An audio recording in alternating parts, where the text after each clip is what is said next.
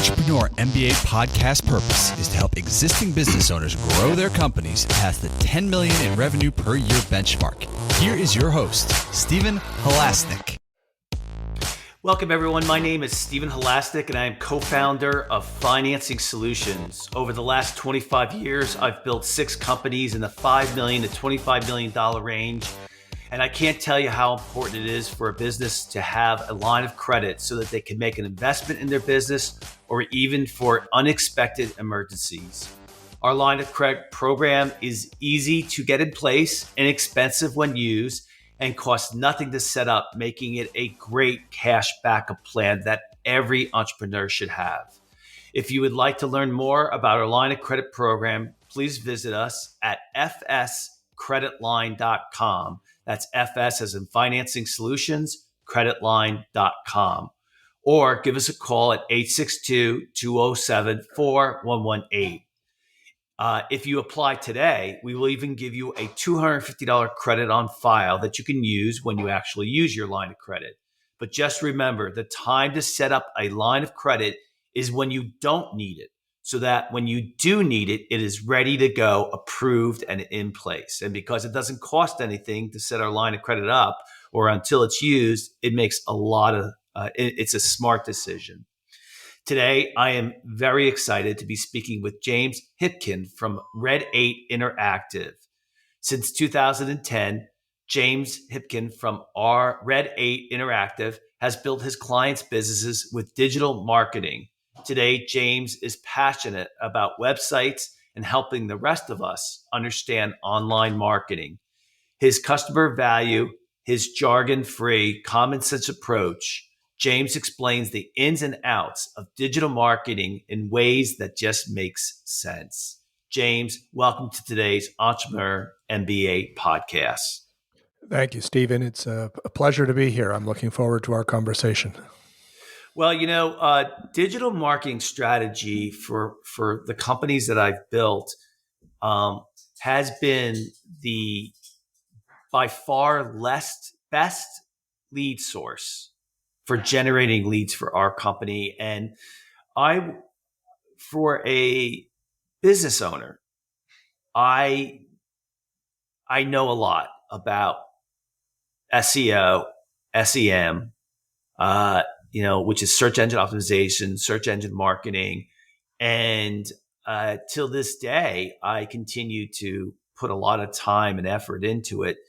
And it's one of the key things that I believe can really level the playing field for a small business.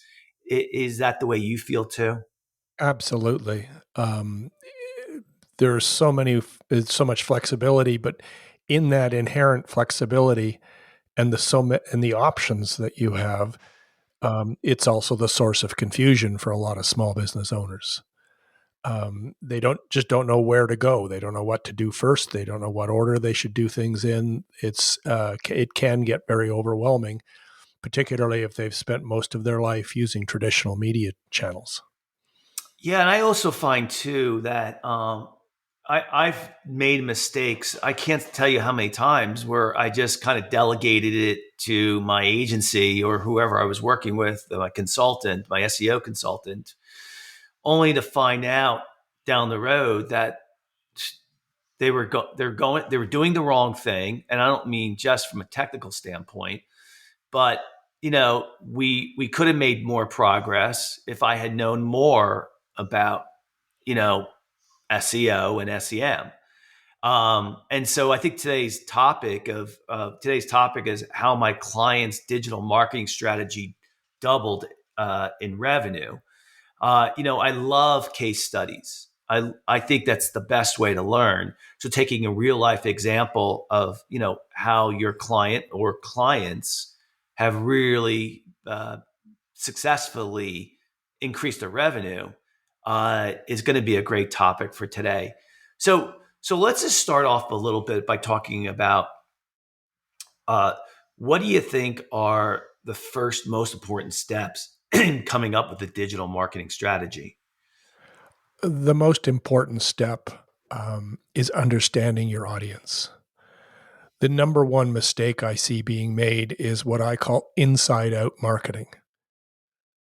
marketers, businesses talking about themselves, talking about the things that they do, talking about how wonderful they are, without truly understanding what the customer is looking for. What is the problem the customer is trying to get solved?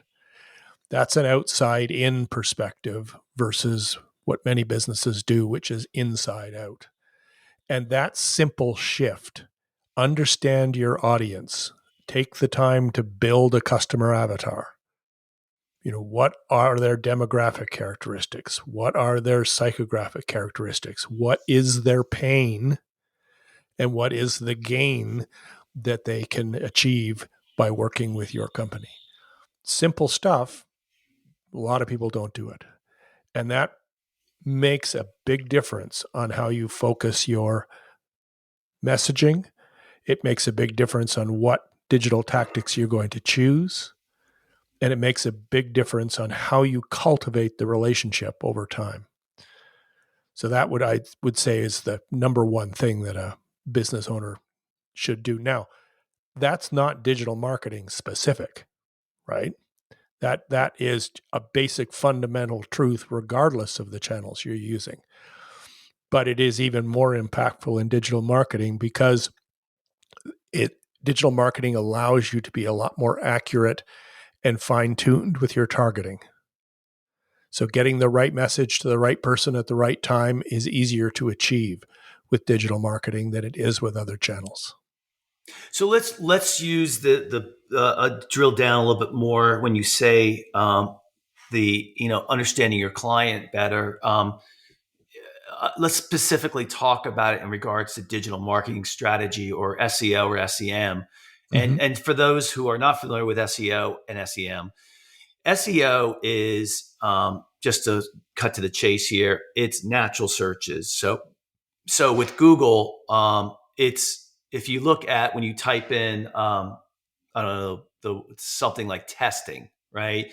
The first 2 or 3 entries are paid for searches. All right, every single time that someone clicks on them, of course, Google gets paid from that advertiser, and then what goes on the bottom, the next 8, so to speak, are natural searches. So you do not have to pay for those, but they're coveted spots. So when we're talking about understanding your clients, understanding what they're looking for in regards to digital marketing strategy, can you give me an example of what you mean by that? Well, let's talk about SEO. I frequently get asked about SEO, and I almost always suggest that be aware of it, understand it, but it's probably not your first channel. SEO is a long game. It's a difficult game. There's a lot of competition. It can get very expensive if you're hiring experts who are actually qualified to do this. And that harkens to the earlier comments you were making, Stephen, about the using digital marketing and reaching out to outside experts. Unfortunately, the sad reality is there are a lot of snake oil salesmen running around in digital marketing. The cost of entry is very low. So lots of people claim that they can do this stuff when in truth they can't. And so SEO is a valid strategy. You should absolutely be aware of it and sensitive to it as you're working on things. But there are probably other digital marketing channels. One of my favorite is a little old school, but it's email marketing. Your most likely source of new business is your current customers. The easiest and most efficient way to reach your current customers is using email marketing and creating value in that email marketing stream.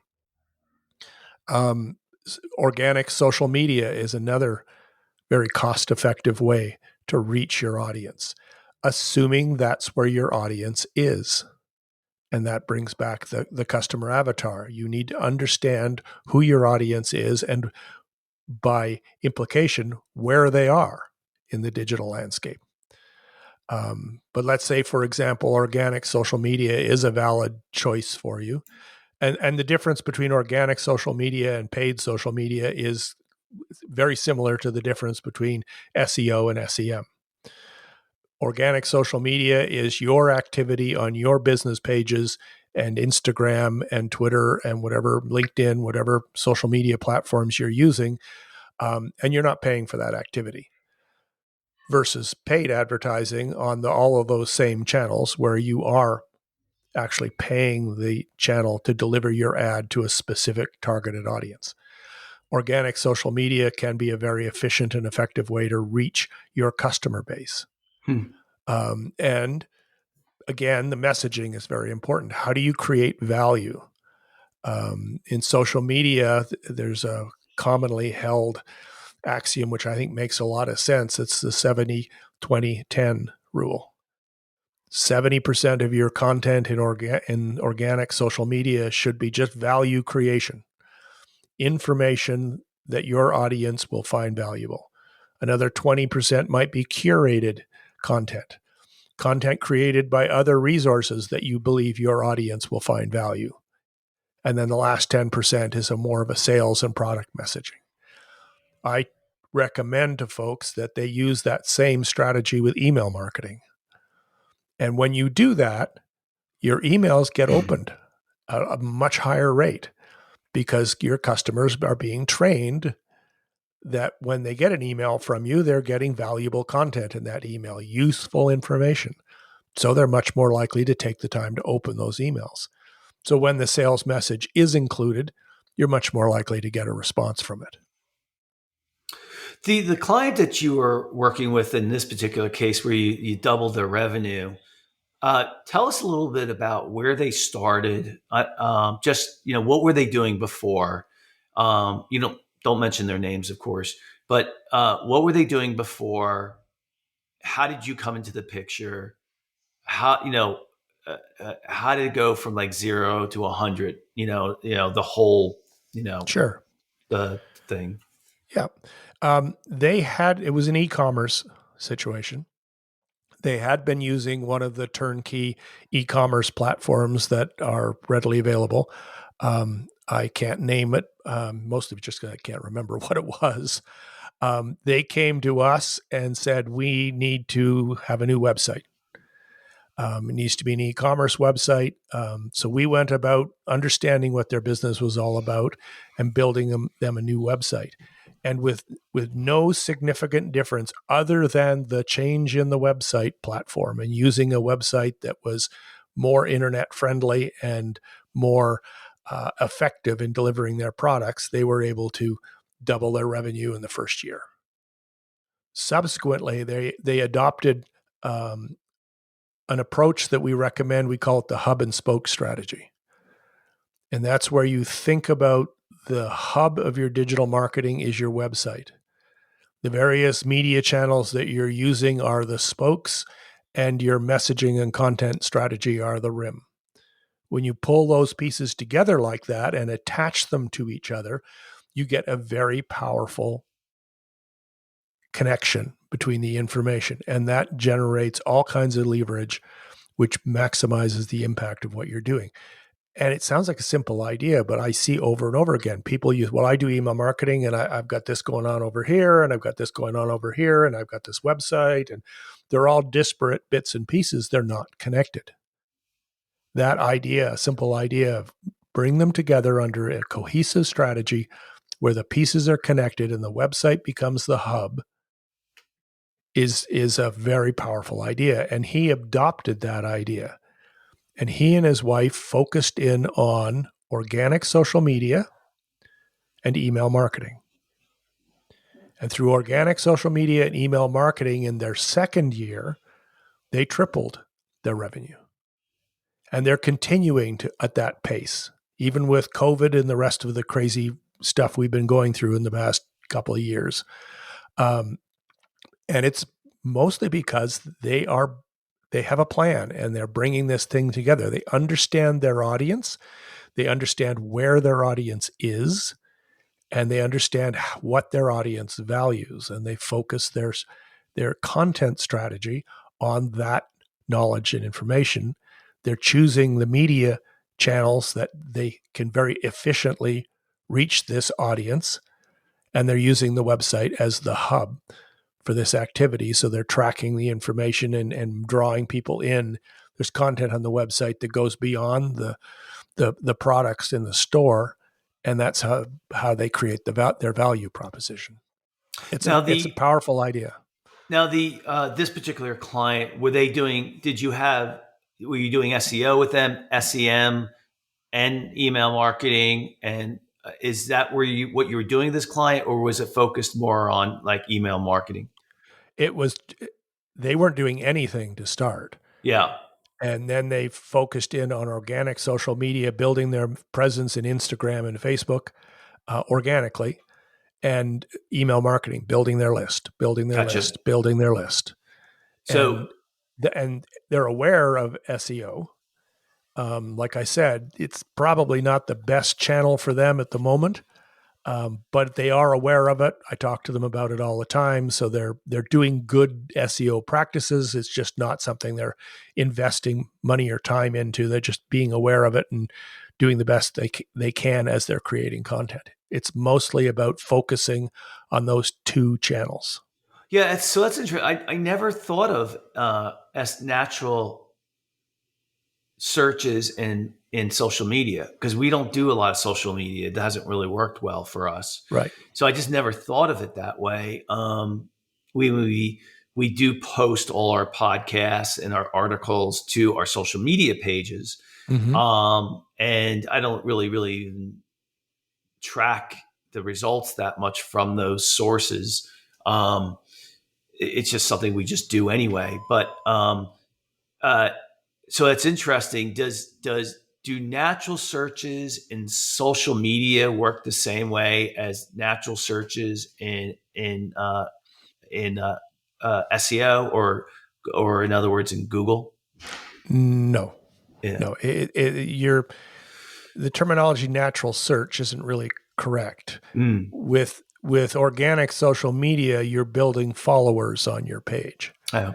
And the way the algorithms work is, if there's a lot of interaction with posts, Facebook shows the posts to more people in your follower list. They don't show the post broadly, although they might. It's mostly focused on your followers list.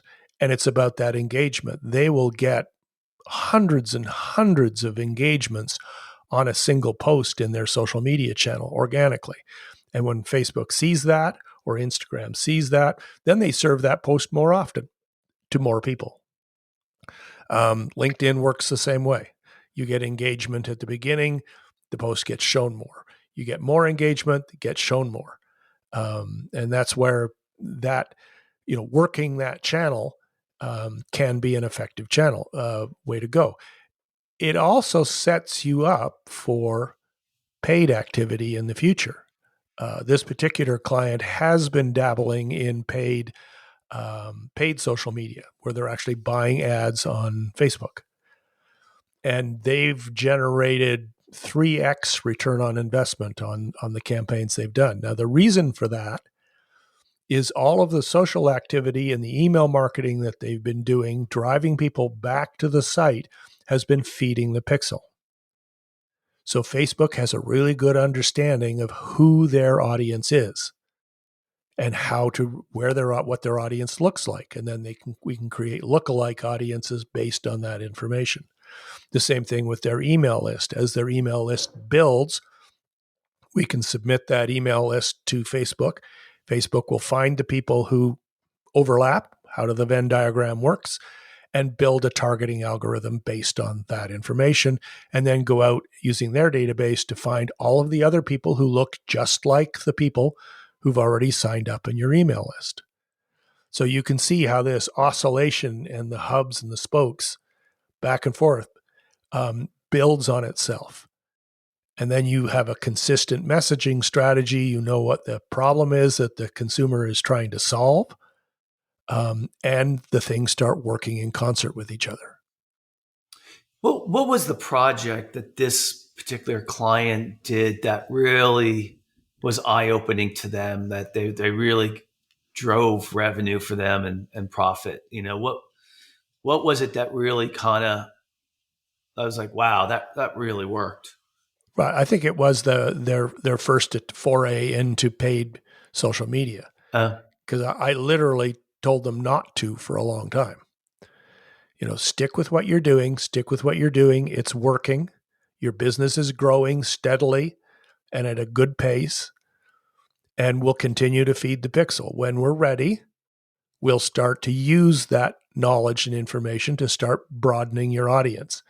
In this particular case, he had a product that had a pretty broad appeal outside of his core customers, and that's what we used the Facebook advertising for. And like I said, he was getting a 300% return on every dollar he spent on that, and moved all that product out in very short order. He's repeated that effort a number of times. It's a small business. It's a husband and wife team. They don't have a lot of staff, so they're not trying to blow the roof off. But they're making a living, and they're making a very good, solid business out of something basically not focused around their storefront, but focused around their website. Now, someone who says, let me ask you it this way: if what's the value in bringing on somebody like yourself to do that work or to consult versus just going out and doing it on your own?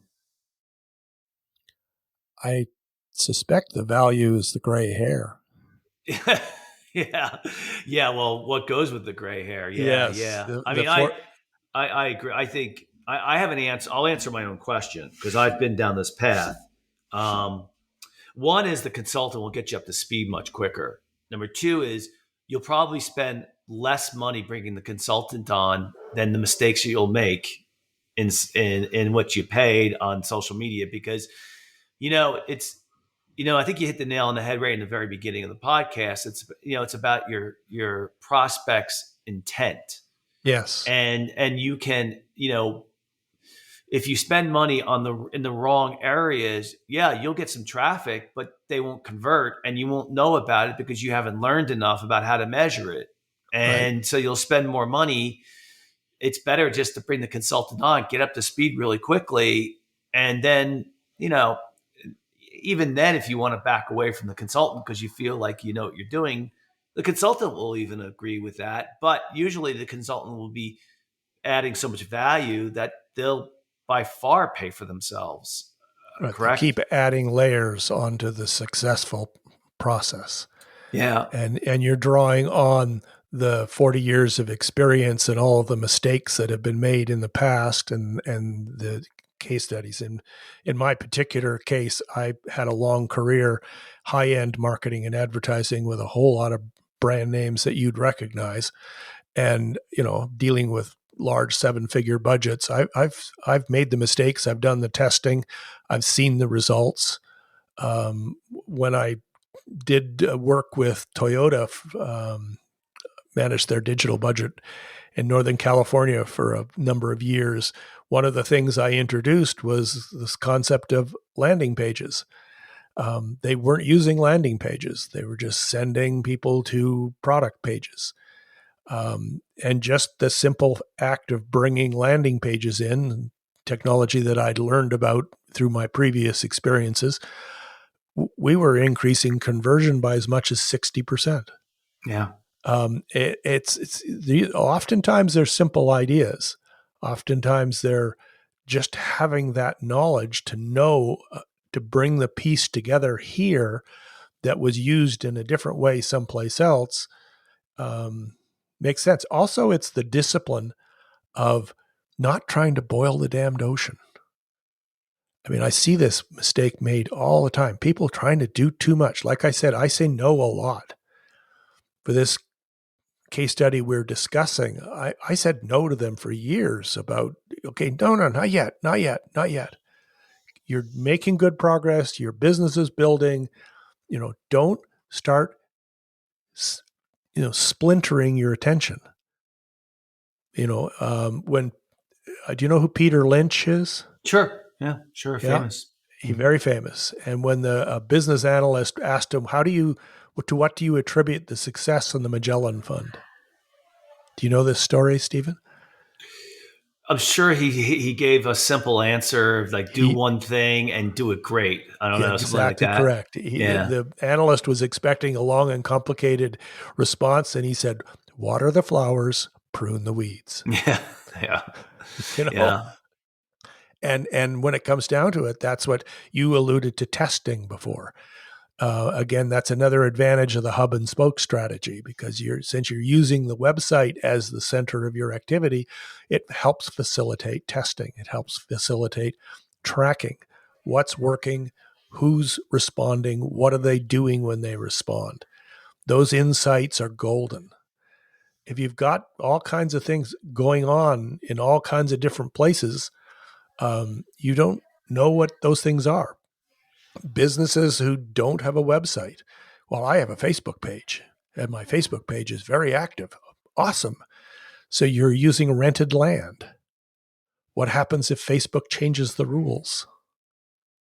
It's dangerous. Consider Facebook and Instagram and Twitter and email marketing and paid advertising and Google AdWords. These are all spokes.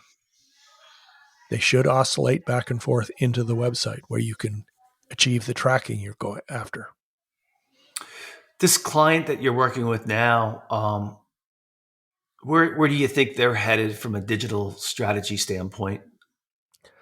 I asked him that question the other day, and he said at the moment they're going to stay the course. They're going to Yeah. keep doing what they're doing. Like I said, this is a small business, and it's a mom and pop, well, husband and wife in this particular case, operation. So they're keeping some balance between what they're doing in their business and their life. But the strategy itself can work very efficiently. I mean, I've applied this strategy to large corporations in my past life. Same ideas, just bigger budgets. Yeah, I think listen, I usually will say this to the end and, just a lesson. I'm just a huge proponent of you got to have a lead generation strategy. Now, and like I use the word lead generation, but what business terms is you got to have a marketing strategy. Now, when I say to someone, who's a smaller business, and a smaller business is like under $3 million in sales. Mm-hmm. It depends on what you're in industry, but you can't get bigger if you don't have a lead generation strategy that is effective. And the way that it's effective is it's measurable. Exactly. And if you're a small business right now, and you're, well, the number one way that businesses usually grow is through pounding the pavement. Mm-hmm. They usually are making sales through, hiring a salesperson, or the owner goes out and does sales, or you have a storefront and people walk in the door. Well, that's not going to last, in my opinion. Mm-hmm. You got to have other spokes that are measurable, that are producing clients that cost less than what you are making from them. Right. And so, if you want to move to the next level in your phase, whether it be from $100,000 of revenue to 500,000, from 500 to 3 million, and from 3 million to 10 million, if you're going to move in any of those phases, you better have a lead generation strategy that works. Right. And it Right. needs to be driven by the customers you're trying to attract. Yeah. And it needs to be measurable. Yep. You need to know, this is how much it cost me to get this client. This is how much I made from them. Right. Okay.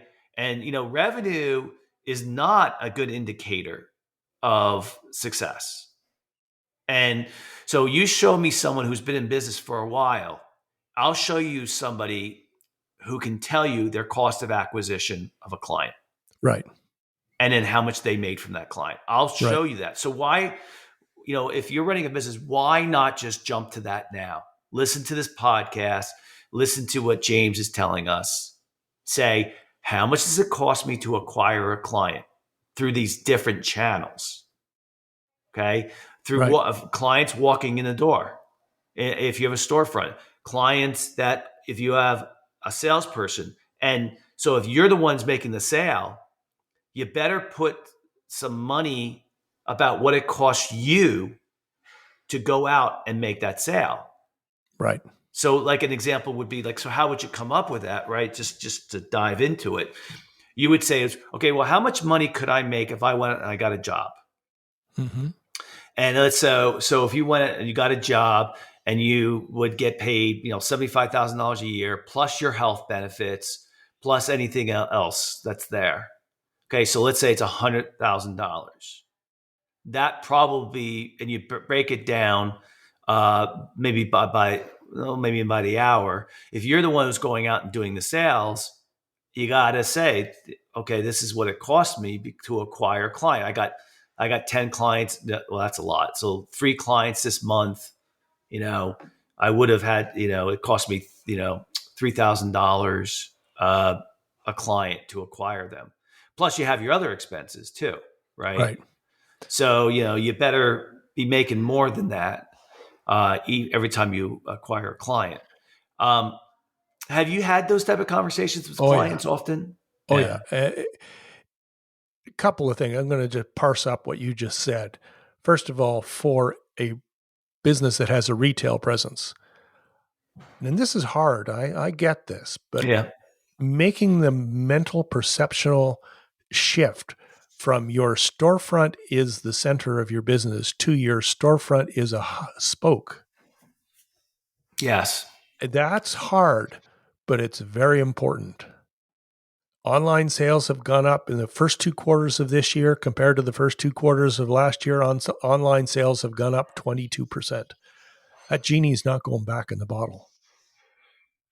Secondly, focusing on customers and your lead generation and your lead strategy. And I liked what you said about really what you need is a marketing strategy. Because sometimes it's not about traditional lead gen. This is still a lead strategy. But if you are in professional services, for example, more often than not, your primary objective of the website should be confirmation versus conversion. Professional services businesses tend to drive most of their activity, most of their sales through word of mouth. Executive A tells Executive B about this great resource. Executive B goes to their website to find out if they're going to be worth their time and are they going to solve my problem. And they get to a website that was built in the 1990s. Well, that's the null set. They can't see the null set, and that's your measurability thing. And that's an important conversion lead generation strategy that doesn't necessarily focus on conversion. It focuses on confirmation because it recognizes how the prime prospect is interacting with the business, how that process is working. The last point is about customers.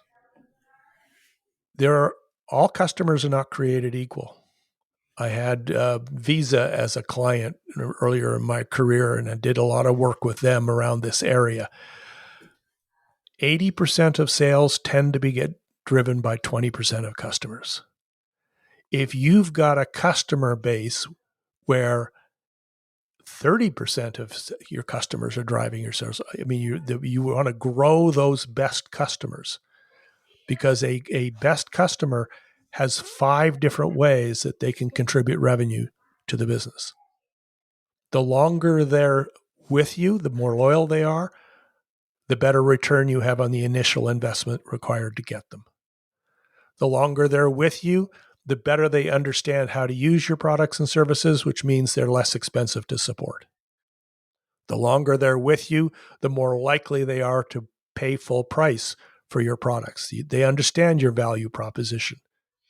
The longer they're with you, the more likely they are to buy more products and services from you. And then finally, the longer they're with you, the more likely they are to recommend you to other people just like them. So focusing in on customers and understanding who your best customers are, what they look like.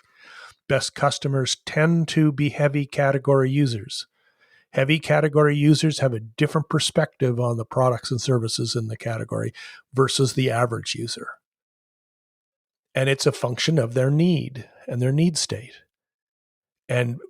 But understand that, because the messaging that you're developing and the problem solution scenarios that you're creating for a heavy customer are not going to be the same as they are for, somebody who occasionally uses the product or service. Do you Those are think that? important distinctions. Yeah. Do you think that? Thinking back to your days when you were working with the bigger companies, uh, um, you know, do you think back then measuring things was as big as it is nowadays? For some companies, yes. Yeah.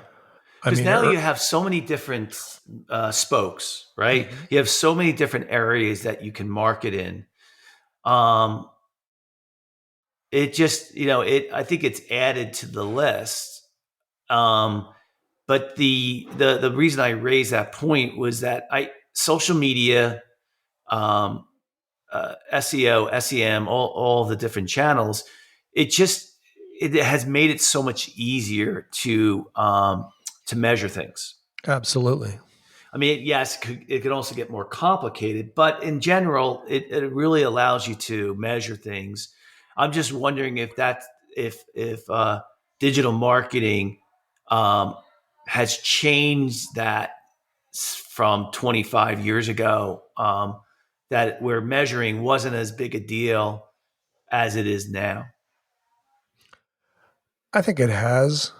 Um, there are still a lot of people who don't understand testing. There's a lot of people who don't understand. I mean, I can't tell you the number of times I see, people, chiming up in social media groups, small business groups about, how should I set my advertising budget? And, people will chime in, well, it should be 10% of your sales. No, that's not correct. If you're really truly measuring what you're doing, there's an old direct marketing concept. You may be familiar with it, Stephen, the allowable cost per order. Mm-hmm. And that's a profit first calculation where you're looking at your fixed costs for the product, your variable costs for the products, and the profit that you're looking to generate for the product. You take that number away from the average order value, and this gives you your allowable cost per order. And that's what you can spend on marketing. That kind of measurement that's old school. That's classic catalog marketing from the 1970s. It still applies today, but people don't necessarily understand it. So I think digital marketing has more power for measurement, and it certainly gives you more resources to measure what you're doing, but still comes down to understanding what you should be measuring. Yeah, it's powerful. I think the old adage is if you can't manage something if you can't measure it, Right. right? Let's get measured, get done. Right. So let's just do a summation and some recommendations of what we kind of talked about today and what I heard from you saying. One of them is that depending on your business, you really should have a digital marketing strategy. And what you talked a lot about today was your social media strategy. Um, and if you don't have something like that now, or if you do have something like that and you don't understand it, you got to kind of really focus back in on that. Using a consultant like James or others is very, very valuable because it brings you up to speed quicker. A good consultant usually should uh, uh, be able to make you more money than what it costs them. because of course you're in alignment with the idea that you want to be a long-term uh, company for your clients. So that's something we heard today. The big thing we really talked a lot about is focusing on your customer. Why are they buying? What got them to you in the first place? It's all these basic business questions that we're all running around with our heads cut off, trying to do a million things when we all should be doing just maybe one thing and being really, really, really good at it. And this one thing is, all right, focus on my customers. How did they find us? What do they like about us? Don't they like about us? What other channels are they involved with in marketing? And then the other concept that you brought up, James, which was, the spoke in the wheel, which I think is a great visual. The idea that you need to have more than just eventually, if one spoke is super strong in your marketing channel, well, then you got to look at another spoke and maybe add another one to make that wheel Right. stronger, right? That's right. What other things do you think that I kind of missed? You covered it off well. I can't underline enough how important it is to understand customers and to understand best customers and the differences between how best customers work versus just day-to-day folks. If we've got the time, I can give you a very quick case study from my past that focuses in on this. I worked with Sprint long distance division. We actually ended up working with all of the divisions at Sprint over the time period I was working with them. But this was back in the advertising agency world. And we worked with them to understand who their best customers were. We developed a program that specifically targeted their best customers. This ran over 5 years. Took about a year to get the program up and running and testing various things and seeing what was working and what wasn't working. And then we just continued to fine tune. Over the past 4 years of that 5-year program, for the last 4 years of that 5-year program, we were generating a 20% return on a $2 billion base of business year over year. They never moved their market share one bit during that time period. We kept those good customers longer. We sold them more things. They were calling customer care less often. They were buying more products. We were getting conversion rates in 18, 19% on marketing communication because we were getting the right message to the right people. And they trusted us. I mean, it was a huge, huge win. Imagine 20% return on $2 billion base of business. Just by talking to best customers about stuff that was important to the best customers. Yeah, it's amazing. I think good small business owners that have been around for a while, they know it's all about treating your best clients really, really, really well, right? And then, and then they really kind of know instinctively what a next good client might be like, when they come in the door, so to speak. They instinctively know where to put their time. Let's face it, the longer you've been in business, the less you work, right? You just put your energy into what really works, right? And I think we're talking a little bit about that today. Less is more. Right. Don't try to boil the ocean. Yeah. Find the things that are really working and do them better and better. Yeah. I know one of the things that helped me out a lot, when I first started my first company, for the first several years, I was like reading everything in sight. And what I found was actually that it wasn't helpful for me because, I'd always be coming up with a new idea and I didn't do a good job of implementing what I had read before. So I actually limited myself. I said, I'm only going to read one business book a year, but I'm really going to execute it. And I'm really going to be good about picking the book that I read before I actually read it. So, it sounds like it's limiting. It depends if you're a reader or not. But I found that that I always had the ability to take what I read or heard and really, really execute it. And not only was it good for me, but it didn't drive my staff crazy, because they would hate when I went to conferences, because I'd come back with a million ideas, As I got older, what I learned to do is when I go to a conference, whether nowadays it's online or in person, I take all my notes and I highlight the top 3 ideas, and that's what I implement. Right. I think it fits into what we're talking about today really well. Yeah, it does. So what was your favorite business book you've read? What was the most important one? It's one called The Inside Advantage by Robert Bloom. And he's not a well-known author, but Robert Bloom was the original founder of Publicis, who is the largest advertising agency in the world. And I met him. Well, let's see. Did I read the book first? Yeah, I read the book first, and then I reached out to him. And it wasn't just the book. Here's a really good example of what I just said, where I read the book and we really implemented it. We then brought Robert Bloom on to help our team implement what he had said in the book. And so the Inside Advantage was about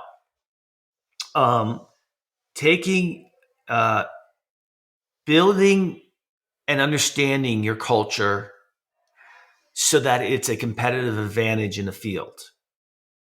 And once you do that, you then can come up with your marketing communication, because you're building off what your organization's strengths are. Mm-hmm. And so it's all integrated. You don't come up with a marketing strategy that's different than your cultural strengths. Right. See, that's called lying.